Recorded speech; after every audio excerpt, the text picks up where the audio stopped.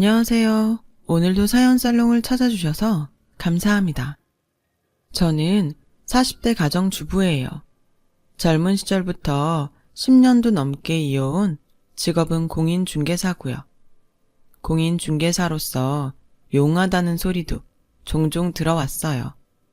용하다는 소리를 듣는다고 해서 땅값이 얼마나 오를지 아니면 떨어질지 점을 친다거나 하지는 않아요. 다만 다년간의 경험과 부단한 공부를 통해서 지적도를 보면 지금 이 땅의 시세는 어떻고 주변이 어떤 방식으로 개발이 되겠으니 땅값이 얼만큼 오르겠구나.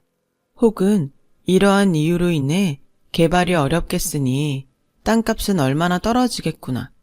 견적이 척 하고 나오는 편이죠. 일종의 진단을 내리는 것이라고 하면 이해가 편할까요? 아무튼 저는 위기에 빠졌던 시댁을 저의 이런 능력을 통해 구해냈답니다. 참 행복한 결혼 생활이었어요. 시아버지도 남편과 시댁 식구들도 모두가 인격적으로 훌륭한 사람들이었고요. 막내 며느리인 저를 무척이나 아껴주었어요. 저는 오랜 기간 있던 지병으로 건강이 좀 안 좋으셨던 시아버지의 재산을 도맡아 관리했었죠.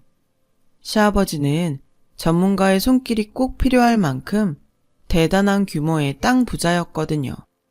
공인중개사인 저는 시아버지의 땅들을 관리하는 한편으로 유망한 지역에 재투자를 해가며 재산을 불려나갔어요. 당연히 그 재산을 혼자서 독차지하겠다거나 뭐 그런 생각은 없었어요. 이 좋은 사람들과 한 식구가 되어서 산다는 것만도 행운이었어요. 행복하기만 하던 어느 날 저와 시댁 식구들 앞에 뜻밖의 사람이 하나 나타나더군요. 남편과 연애할 당시부터 줄곧 죽었다고만 들어왔었기에 저 또한 진짜로 죽었다고만 생각했던 시모였어요. 참 이상한 일이었죠. 멀쩡히 살아있는 시모를 죽었다고 했던 남편과 시댁 식구들. 저희 결혼 10년 뒤에서야 나타난 시모. 무엇보다 가장 이상했던 점은 수십 년 만에 재회한 시모를 대하는 남편과 시아버지 그리고 시댁 식구들의 태도였어요. 명색이 부인이며 낳아주신 어머니인데도 남편과 시댁 식구들은 시모를 벌레 대하듯 대하는 것도 모자라 없는 사람 취급하더라고요. 천성이 궁금증을 참지 못하는 스타일이었던 저는 남편에게 넌지시 물어봤죠. 무슨 사연이라도 있어? 왜? 궁금해? 당연히 궁금하지. 멀쩡히 살아있는 어머니를 나한테 다들 죽었다고만 했던 것도 이상한데 어머니는 또 수십 년 동안 소식도 없었다면서 며칠 여행 다녀온 사람처럼 행동하지를 않나. 낳아준 친어머니인데 당신이랑 시댁 식구들이 없는 사람 취급하는 것도 그렇고 뒤죽박죽이잖아. 아, 맞네. 생각해보니까 시어머니 제사는 한 번도 지낸 적이 없구나. 근데 그럼 시어머니 살아있는 거 알았다는 얘기잖아. 응? 아마 그 인간이 어디 가서 객사를 했어도 제사 같은 건 안 지냈을 거야. 응? 넌 저 여자가 우리 엄마로 보여? 아니야? 혹시 딴 사람인가? 친모가 아니라거나? 낳아준 사람은 맞는데 엄마는 아니야. 저 사람이 자식들이랑 수술받고 누워있는 아버지 버리고 집 나가버릴 때부터 엄마 아니기로 했어. 솔직히 우리 버리고 도망친 건 고마운 일이지. 집 나가기 전부터 우리 엄마 아니었으면 싶은 인간이었으니까. 남편의 절절한 이야기를 듣고 보니 늘 화목하던 시댁은 참 사연이 많은 집안이더라고요. 멀쩡히 살아있는 시모를 차라리 죽은 사람인 셈 치며 살아왔을 정도로요. 결론부터 말하자면 시모가 몹쓸 부인이자 악덕 엄마였던 까닭이었어요. 지금이야 전문가의 관리가 필요할 만큼 대단한 땅 부자이지만 젊을 적 시아버지는 찢어질 정도로 가난했다더군요. 하루 한 끼 쌀밥 먹으면 다행일 지경이었더랬어요. 그 가난을 끔찍하게 싫어했던 시모가 가족을 내팽개친 채로 야반도주를 해버렸고요. 야반도주하기 전에도 시모는 결코 좋은 사람은 아니었어요. 공사판 막노동꾼이었던 시아버지는 일감을 찾아 먼 지역의 공사장으로 막리를 떠나 있는 날이 많았는데요. 평소에도 집안일은 모두 어린 자식들에게 떠넘긴 채로 빈둥거리기만 했던 시모의 악행은 시아버지가 집을 비울 때마다 극성이었대요. 날씨가 안 좋아서 기분이 나쁘다던가, 자신이 시켜먹던 짜장이 불어서 입맛 버렸다던가 하는 시기였죠.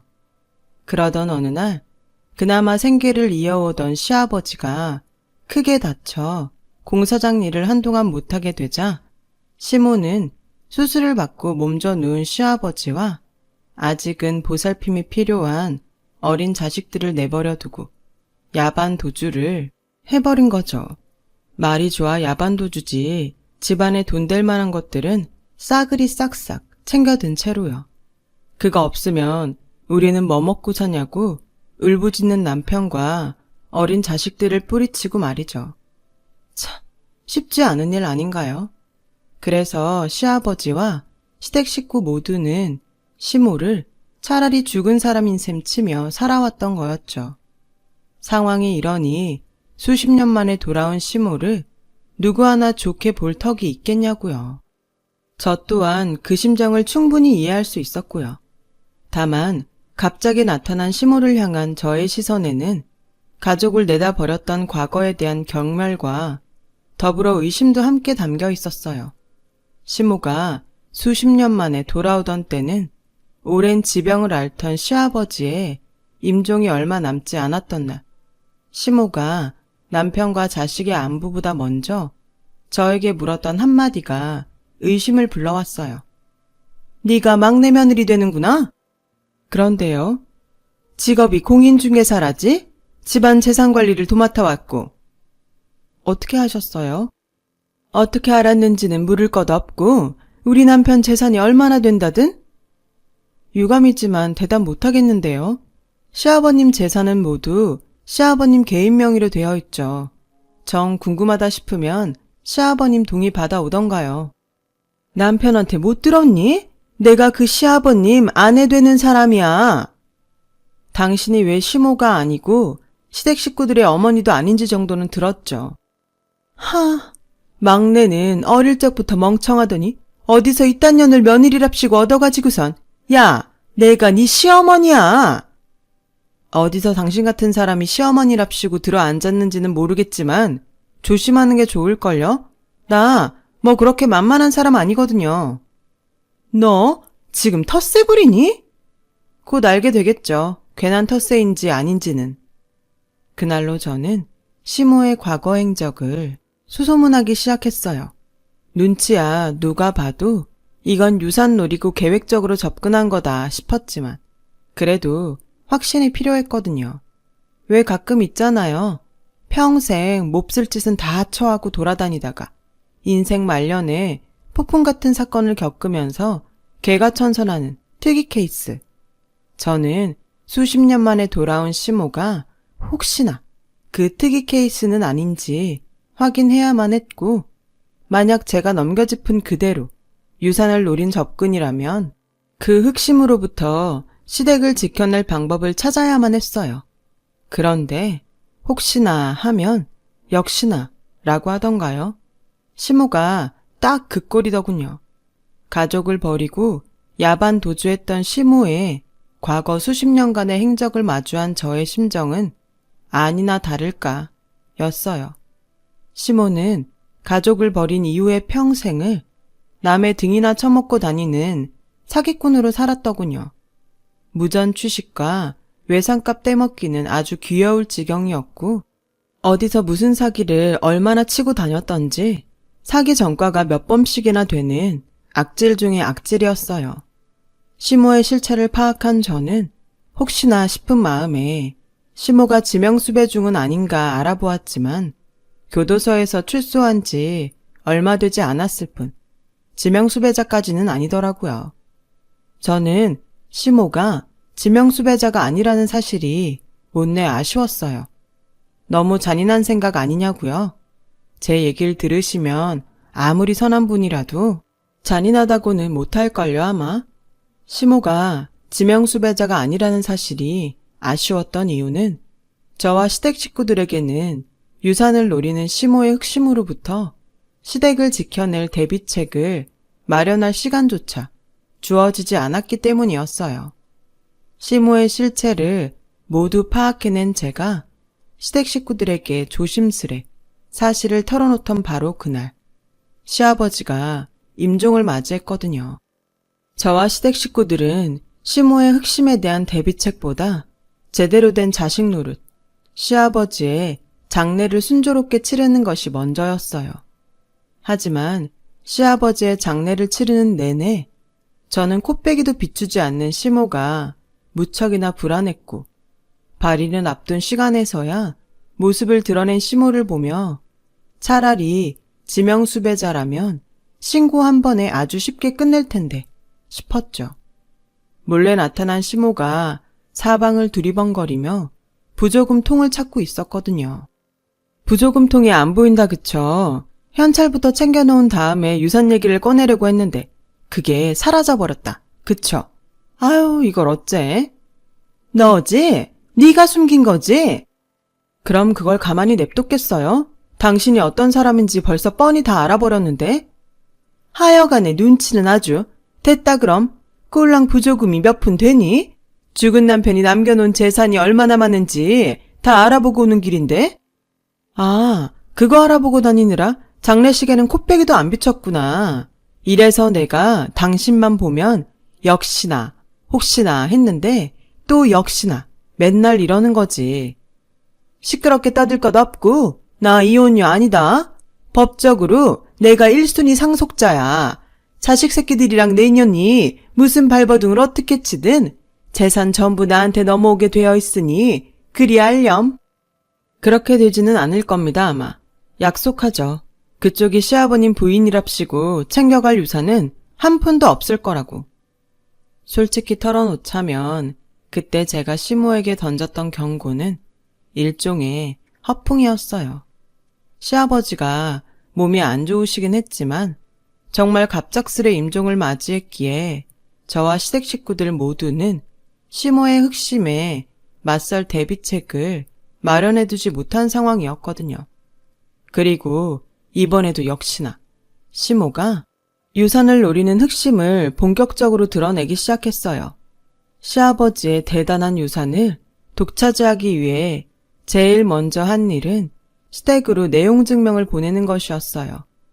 시아버지와의 혼인관계가 유효하다는 사실을 알리는 내용 증명이었죠. 사기 전과 몇 범이 되기까지 숱한 재판을 겪었던 만큼 내용 증명이 법정에서 자신에게 유리하게 작용할 수 있다는 사실을 누구보다 잘 알고 있었던 거죠. 그렇게 며칠을 술렁이는 남편과 시댁 식구들을 대신해 혼자 변호사 사무실을 여러 찾아다녔어요. 변호사들의 대답은 하나같이 이랬죠. 원한다면 시어머니에게 유산을 상속하지 않을 가능성은 있겠네요. 그렇다면 다행이네요. 방법은요? 재판을 해야죠. 시아버지와 시어머니의 결혼이 사실상 끝나 있음을 법정으로부터 인정받아야 하는데 그러려면 재판은 피할 수가 없겠어요. 쉽지만은 않겠네요. 그렇다고 봐야죠. 그래서 가능성이라고 말씀드린 거고요. 시아버님께서 이미 작고한 다음이라 더더욱 어려울 테고요. 아마도 어느 변호사를 만나도 마찬가지일 겁니다. 혼인관계와 상속 문제에 있어서만큼은 대한민국 법정이 그렇게 만만한 곳은 아니라서요. 한 가지 조언을 드리자면 이런 경우는 대개 적정한 선에서의 합의가 많이 이루어지고는 합니다. 그쪽이 법정 싸움보다는 심적 부담이 훨씬 덜할 테니까요. 그 적정한 선에서의 합의를 원하지 않는 상황이어서요. 재판이 결심이 서게 되면 다시 올게요. 시모와의 싸움이 쉽지 않을 것이라는 변호사의 소견들. 그 소견을 전해 들은 남편과 시댁 식구들은 고민에 잠겼어요. 법이란 늘 국민들의 곁에 가까이 있는 것이라고는 해도 토지와 재산을 다루는 공인중개사인 저의 입장에서조차 법정 싸움은 무척이나 생소한 일인데, 더욱이 남편과 시댁 식구들 같은 일반 사람들 입장에서는 부담을 갖지 않을래야 않을 수가 없는 거잖아요. 그럼에도 남편과 시댁 식구들이 적정한 선에서야 합의가 아닌 법정 싸움을 향한 고민에 빠졌던 이유는 단 하나, 사람 같지도 않은 시모를 어머니로 인정하고 싶지 않기 때문이었어요. 그래서 저는 남편과 시댁 식구들에게 용기를 불어넣었죠. 우리가 뭐가 모자라서 그딴 수작질에 놀아나겠냐고요. 모든 부담과 짐은 막내 며느리인 제가 짊어질 테니 걱정 대신 믿음으로 맡겨달라고요. 그렇게 남편과 시댁 식구들은 법정 싸움을 각오하게 되었어요. 물론 저의 자신감이 근거 없는 자신감은 아니었어요. 단 하나의 분명한 확신이 있었죠. 시모에게는 유산을 독차지하기 위한 법정 싸움을 시작할 만큼의 여윳돈이 없으리라는 확신이었어요. 만약 변호사를 선임해 법정 싸움을 시작할 금전적 여유가 있었다면 혼인관계가 유효함을 알리는 내용 증명을 시모가 단독으로 보낼 이유도, 법정에서 불리하게 작용하리라는 것을 뻔히 알면서도 시아버지 장례식 부조금을 갈취하려 들었던 이유도 전혀 없을 테니까요. 그리고 이번에도 역시나 시모는 저의 생각에서 한치도 벗어나지를 않더군요. 변호사를 선임해 법정 싸움을 시작할 여유가 없다는 사실을 증명이라도 하듯이 건달 같은 남정네들 몇몇을 대동해서 시댁으로 쳐들어온 시모가 가구들을 부수는 등 유산을 내놓으라며 행패를 부리기 시작했어요. 그런 시모의 손에는 본인이 시아버지의 부인으로 등재되어 있는 주민등록 초본 한 장이 무기랍시고 덜렁 들려 있었죠. 참 가증스럽게도 말이죠. 봐라, 대한민국 정부가 증명한 주민등록 초본에도 내가 부인으로 되어 있지를 않니? 네, 그러시든가요. 알았으면 그놈의 태도부터 고쳐라. 시어머니 앞에서 네, 그러시던가요. 이게 어디서 소방 맞으려고? 글쎄요, 시아버님이 살아계셨으면 아마 이랬을걸요? 아픈 남편이고 어린 자식이고 다 내버려두고 집안에 돈 될 만한 것들까지 싹 훔쳐서 도망친 사람이 어디서 욕심질이야? 소방 맞으려고. 너 지금 이거 쫄려서 이러는 거 내가 모를까봐? 변호사들한테서 법적으로 내가 제1상속인이라는 소리 꽤나 들었던 모양이지 아마? 그러는 그쪽은 법원 수탁에 들락거렸답시고 법 좀 아는 모양입디다. 맞죠, 정과자님? 다 지난 일이야. 사람이 살다 보면 실수도 잠깐 할 수 있고 그런 거지. 정과가 몇 범이더라? 그게 실수 잠깐이라고? 누가 그렇게 생각하는데? 당신 교도소 선배들이 그러나? 근데 우리 가족한테 당신은 딱 이거거든. 사기꾼, 범죄자, 정과자.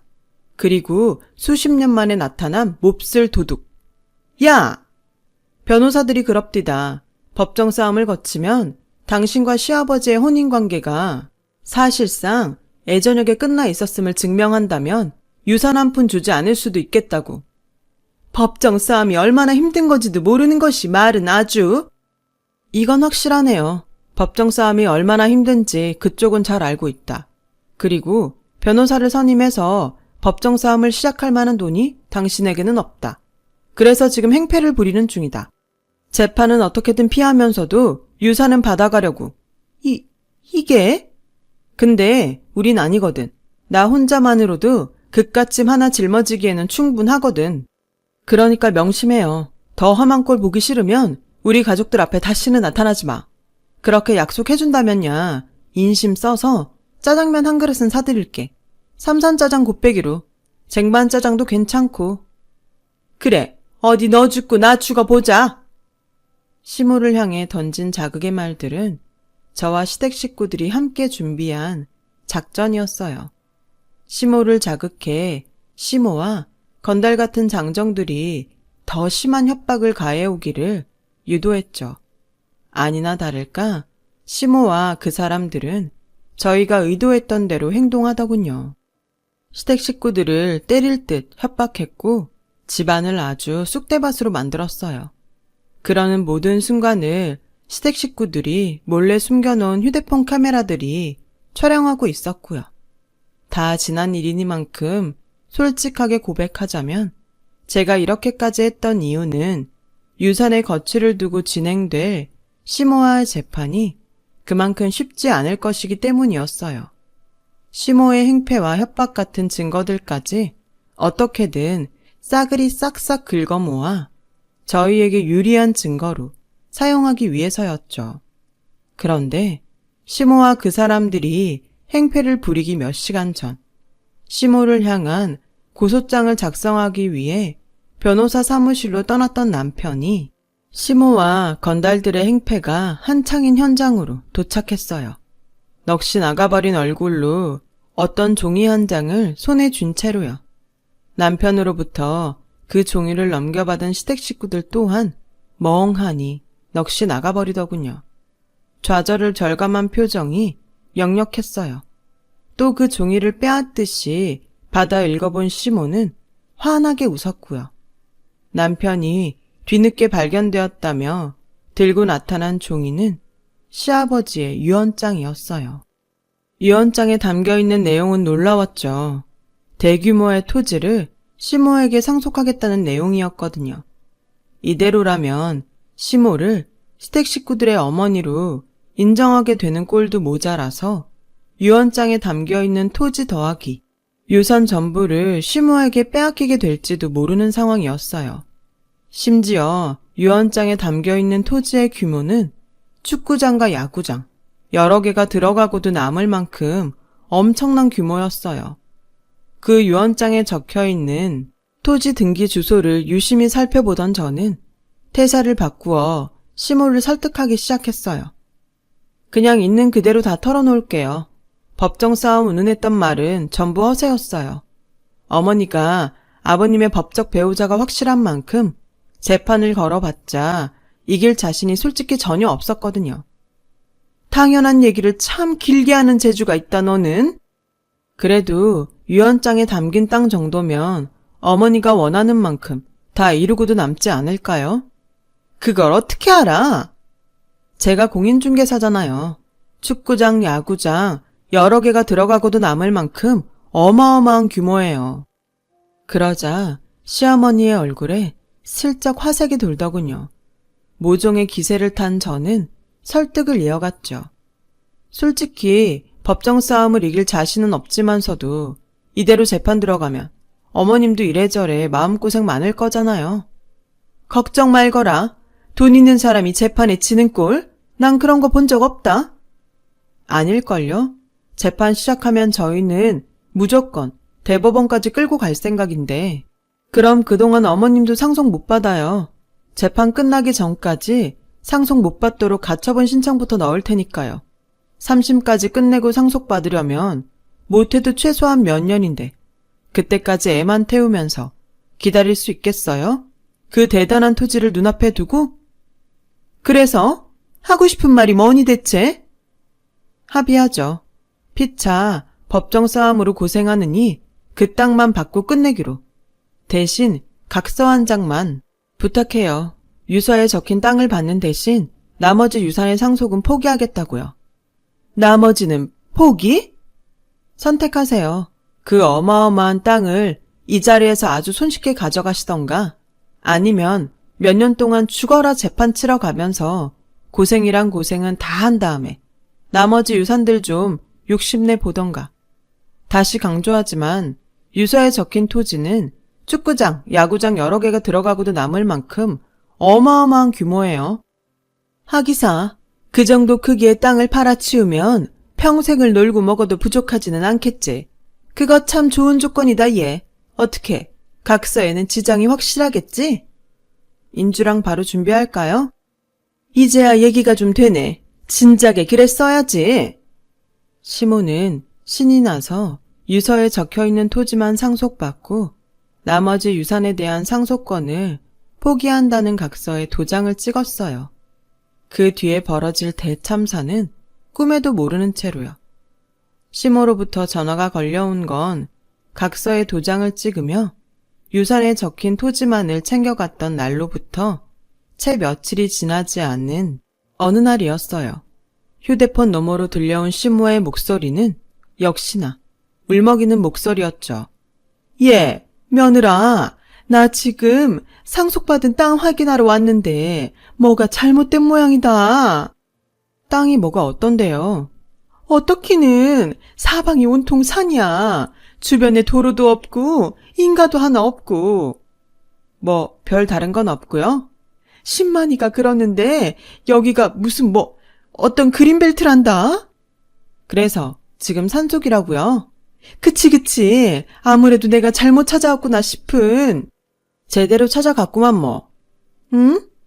그린벨트도 그냥 그린벨트가 아니라 천연기념물 서식지예요. 그러니까 개발 그딴 거 꿈도 꾸지 말고 내려올 때 조심이나 하셔요. 괜히 천연기념물 해쳤다가 범죄 하나 추가하는 수가 있다?